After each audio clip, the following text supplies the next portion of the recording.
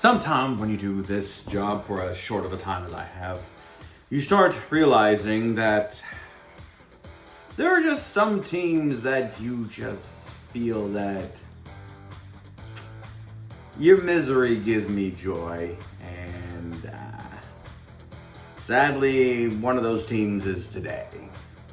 Hey everybody, I'm Cortes, and I'm a critic, and welcome back. We are nearly at the conclusion of the 2025 draft recap, and we are about to talk about them dirty bird from Atlanta.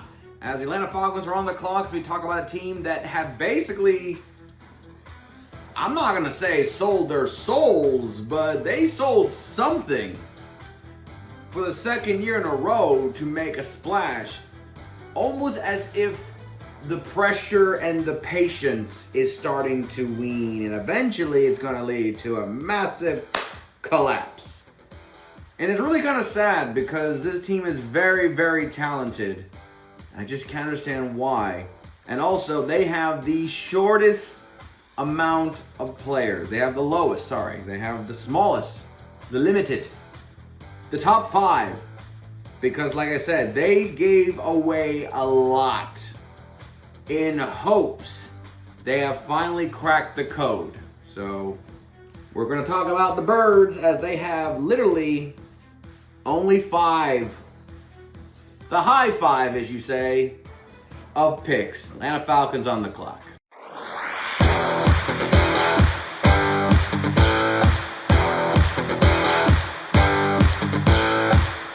Okay, so before we get officially into the Falcons pick, I just have to address to the Falcon fans out there.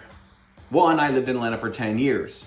Then I went to Florida, and I'm probably going to go back to Atlanta in due time for a career change. But how's everyone feeling about Michael Penix? Some people are so high on the hype train that, quite frankly, it's a lie. Michael Penix has a losing record so far as a starting quarterback. That really means nothing. Kirk Cousins is, at the time of this recording, is still a Falcon. So that's a financial commitment you guys will probably have to stick with for another year. And I just can't help but feel like, is the hype there, or is the excitement there? Is it a bias thing? What is it? What is it? Because, sorry guys, but I've seen quarterbacks with a full year under their belt, and I have less confidence in them. You guys come in with 3 games, and you guys believe that he is the next thing. We all know that young rookies come into their season, they have something known as a sophomore slump. Some of it could be due to their pressure, some could be due to their athleticism, some could be due to injuries, and some of it could be due to everyone now has video on you and probably learning how to play you. I mean, let's be real, the Panthers probably had the best showing against you. Michael Penix has never played Todd Bowles' defense. So we really don't know what the Falcons can do. And Bijan and Drake London have been great. Kyle Pitts is still there, but I can't help but feel that maybe he'll become a casualty in due time for whatever it is. And you guys' defense has not really been addressed, but you guys really did address it. And you guys went balls in, all in, balls in. You said F them picks in hopes that this will lead to, hopefully, if nothing else, a playoff berth. Maybe not division title, but I think Falcon fans would just be happy just to make the postseason again. And honestly, the NFC South still looks beatable, but I'm going to say that this year might be more difficult because I think the Panthers and the Bucs will have something to say for any Falcon success of a division title, let alone a playoff berth. So, with the 15th overall pick in the 2025 NFL Draft, the Atlanta Falcons get Jalon Walker, linebacker UGA, or edge UGA. I think it was kind of poetic that the Falcons got a Georgia guy. A guy who went to Georgia, and basically all to do is just go south a couple 100 miles south, and he's already home. So I would find kind of stories like that where players that played at a university in the state of the professional team.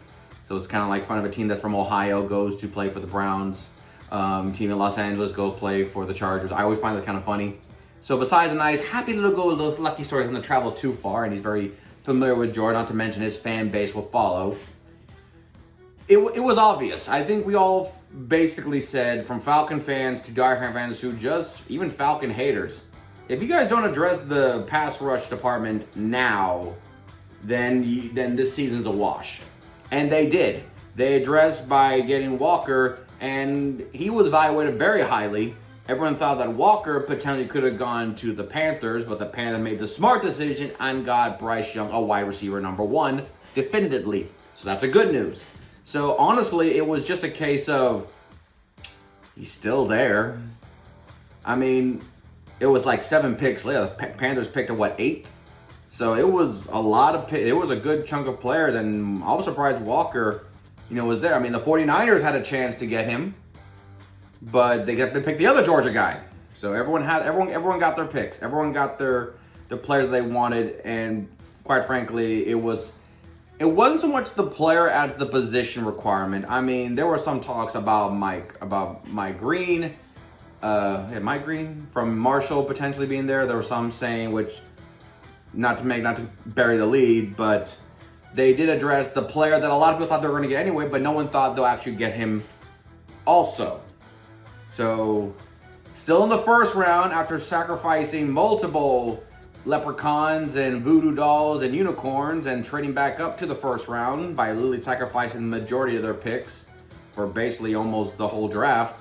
With the 26th overall pick in the 2025 NFL Draft, the Atlanta Falcons get James Pierce Jr., edge, Tennessee. This was another player that even I was projecting that could have been Atlanta Falcon. I think a lot of Falcons felt that it would be an SEC player, almost to the point of being embarrassing. That Atlanta was going to get an SEC pass rusher. Even the Texas A&M boys, those 2 defensive pass rushers were considered to be Atlanta Falcon. I thought so too. If for some reason the Falcons never addressed a pass rusher, not just a defensive line, but a pass rusher edge kind of guy, it was basically poor management, and I feel like they kind of had to do it. And they double dipped by getting 2 players that were viewed considerably in their own department as probably the top 5, top 10 best pass rush in this year's draft. And the Falcons, like I said, they gave up everything they had left they could give to get back in the first round and to get 2 SEC defensive players. Now, the James Pierce Jr. thing, I was very high on him. I feel like he was a very raw talent, but a lot of people were more concerned of his enthusiasm, more about his off-the-field issues, his commitment levels. He is talented, but they feel like he is so raw that he's kind of like a wild card. And I kind of felt like, he's a boomer bust type of prospect, so that's why I was surprised he dropped so low. And honestly, if the Falcons didn't draft him in the first round, he probably would have gone to the second round easily and probably would have shifted some of the pass rushers who were drafted in the second round lower down the totem pole, honestly. But they addressed the pass rusher double dipping, and as of right now, like I said, the whole NFC South is going 3-4 defense, and they currently have Walker as a strong side linebacker, while they have James Pierce Jr. currently as the weak side linebacker behind Leonard Floyd. Not a big, drop-off rotation players, fresh legs. And it still feel like the only defensive player that I fully say is A.J. Terrell and Jesse Bates are still the 2 cornerstone of the defensive side for the Falcons. When it comes to their pass rush sides, we all know that it was Judon last year, even though he kind of had a slow start to get in there and get acclimated. Remember, they got Judon, they got Justin Simmons. They thought that they develop a defensive front. They develop a defensive scheme that was going to work, that was going to make them basically win 12, 13 games and win the division outright, whether it was Kirk Cousins or Michael Penix. And it didn't happen. And now we're at the point where Raheem Morris, I'm not going to say he's on the hot seat, but I feel like he's kind of being directed to it. Be like, dude, you might be there soon. Because we all know, and I mean Falcon fans know, clock management was a big problem, a big, failure to the Falcons. The Kirk Cousins, Michael Penix thing was more of a distraction than needed to be. Michael Penix came in kind of probably 2 or 3 games later than he probably should have been. He probably should have been there for at least a good quarter of the year to see what happened, because honestly, he probably could have shifted it. And the defense was based on old veteran players still living on a strong resume and nothing more since. So them addressing Walker and Pierce Jr. was clearly them saying we are doubling down on this and we will sacrifice everything, because the Falcons' entire organization, from head coach to general managers, are banking, saying literally this statement: what if this works? That is literally their whole motto. What if this works? Not when it works, not it may fail. They said what if. Because if they were to go definitively saying this will work and it doesn't, it hurts more. So they have to put that little sense of what if this works? And the question is, how soon? Like I said in the other videos, I haven't said about Tampa yet, but Tampa is still the 4-time champion of the NFC South. Say what you want to say about that, but Todd Bowles is a defensive-minded coach. He coached a defensive team that beat a very superior Chiefs offense in the Super Bowl.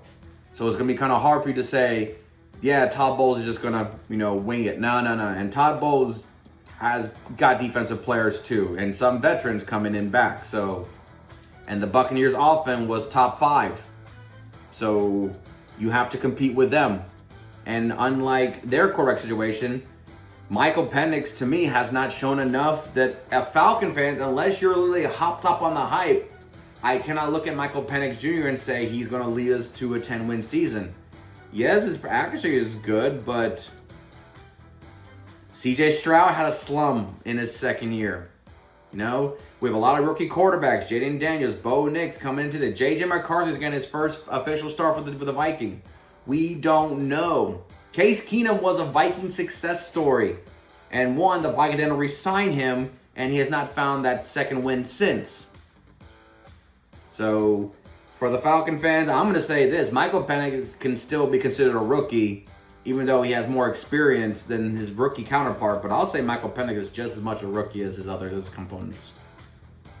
So, they did that. 70 picks later, in the third round, the Falcons are finally back on the clock. And with the 96th overall pick in the 2025 NFL Draft, the Atlanta Falcons selected Xavier Watts, safety, Notre Dame. Can't help but feel like this pickup for the safety was probably meant in thought of addressing the secondary side that they thought Justin Simmons was going to address last year. It didn't work out. Xavier Watts is currently being viewed behind Jordan Fuller in the free safety side. Jesse Bates still has the strong safety side on his own, locked and key. So this feels more of the Justin Simmons things didn't work out. So we're going to put competition on that position, but also address potentially the next star safety for our Falcon team in due time. Xavier Watts, even though he's the 96th overall pick in the third round, I still believe he's probably capable of being a starter probably by week 8 or 10. Depends how the season goes. I have to give credit for him being that he played on a team that went to the championship game in college football.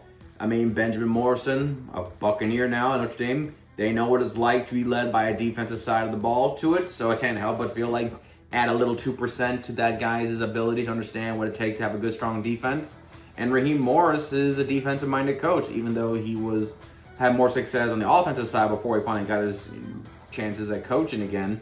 But in Tampa, he was a defensive coach and a position coach, and then a defensive coordinator, and then head coach, all within the first 3 weeks of Tampa. It was a rush disaster, to say the least.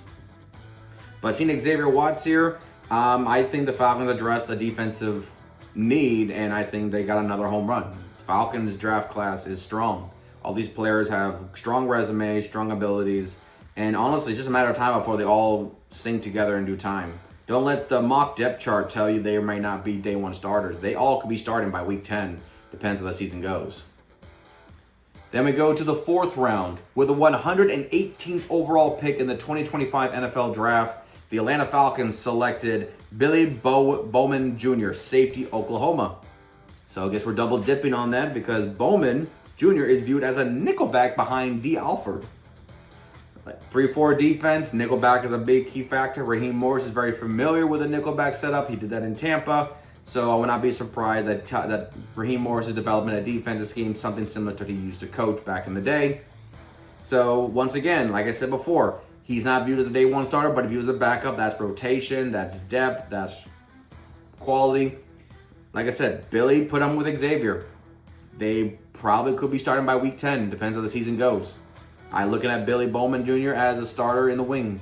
He doesn't feel anywhere like he's there just for now. He'll get his opportunities. He'll probably make some impacts on special teams. But if he gets rotation, he makes splashes here and there, a couple of swat passes, a couple of maybe interception here or there. Don't be surprised. Atlanta Falcons is definitely not going all in, but they're making 100% focus choices by addressing, basically doubling up the secondary and doubling up the pass rush department. And then just because we want insurance, they go to the 7th round. So literally another 100 picks later, with the 218th selection in the 2025 NFL Draft, the Atlanta Falcons selected Jackson Nelson, offensive tackle, Wisconsin. I've always preached, and I'll keep preaching until I'm proven otherwise, the Big Ten is the offensive line capital of all football. I think the best offensive linemen come from the Big Ten.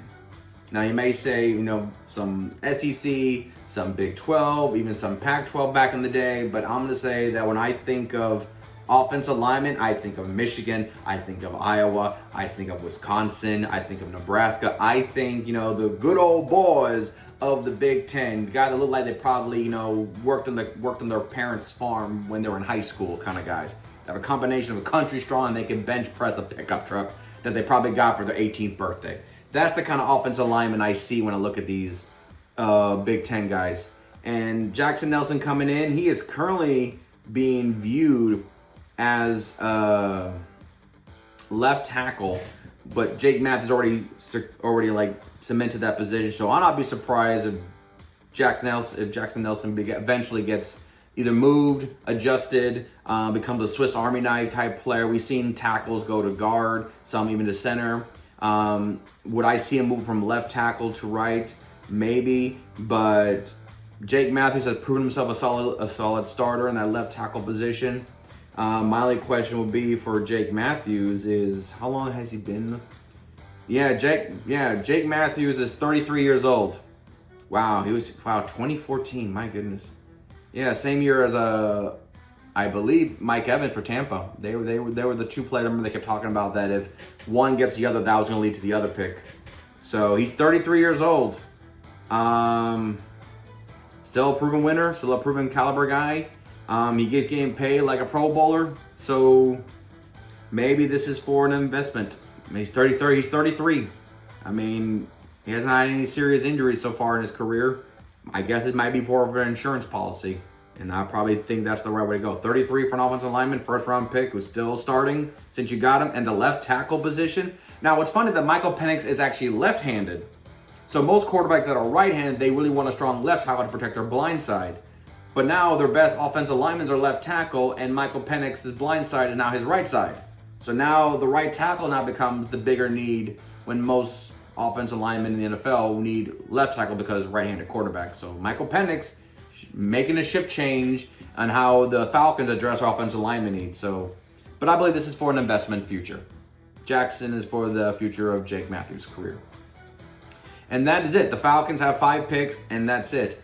The evaluation I give the Falcons, a lot of it is still banking on the Michael Penix Jr. success. Drake London was phenomenal with Kirk Cousins, but we only saw enough. Kyle Pitts, I still feel like he's a major question mark with consistency. I would not be surprised if Kyle Pitts becomes a casualty of a trade. I would not be surprised like before the draft deadline, Kyle Pitts is traded. He's so talented, but I just feel like he's being wasted. Whether it's because of the coaching, because of the team, because of his attitude, something. I just feel like everyone just needs a fresh start from each other. They need a break. We're on a break. And Robinson and Algier are two guys that honestly I'm surprised they didn't become a more run the ball team. Where I feel like both of them definitely show their worth. And Bijan with Michael Penix just might become more dangerous. The defense is still a bunch of mix-up. A lot of veteran and leadership players are gone. Like I said, A.J. Terrell might be the only veteran Falcon left on that defense after last year. Garrett is gone. That's kind of disappointing. So I'm going to say they're better. I can't say the contenders yet because I cannot just go based on hype. We all know that probably they're not going to play all their starters in the preseason, so we got to wait for the first 4 weeks to determine whether they are. And I believe their first test is, they're hosting Tampa. Talk about getting the big thing out of the way. And what's funny is that, unlike last year, week 1, last year Tampa and Atlanta were viewed as the two teams competing for the division, and they both played both their game before week 10. Now it's week 1 hosting Tampa, and then in December at Tampa, which the Bucs are wearing their creamsicle uniforms that game, that will be determine the Falcon future. But I'm going to say they're just a better team than they were last year. I think they've gotten better. They addressed the need they need to address. It's just now to make it. They got the ingredients. Let's make something delicious with it. The player I'm most excited about, I'm going to go with James Pierce Jr. He was the guy I was most hyped up about when it came to the pass rushing side. I feel like, this is going to sound really sad, but I get a Greg Hardy vibe and not the domestic violence side of it. I'm getting the Greg Hardy vibe as an athletic guy, long, lanky arms, a guy that probably looks like, he looks too skinny for a guy that sacks quarterback. He looks like a guy that probably could have played wide receiver, but decided to hit people better. So James Pierce Jr. is probably the guy I'm most excited about seeing, because I believe his upside, the Falcons defense is going to get more sacks this year, and that's the hope. The question will be, consistency. And that is the Falcons. We are done. We're now going to the one last team, and of course it's my favorite team because it's my channel and I determine what I want. So we will conclude the NFC South 2025 draft recap by talking about the 4-time division-winning champions, Tampa Bay Buccaneers. And a little surprise to you, I was not happy with the first pick. I was very salty. So until next time, I'm Cortez, and I'm a critic. Thank you so very much for watching.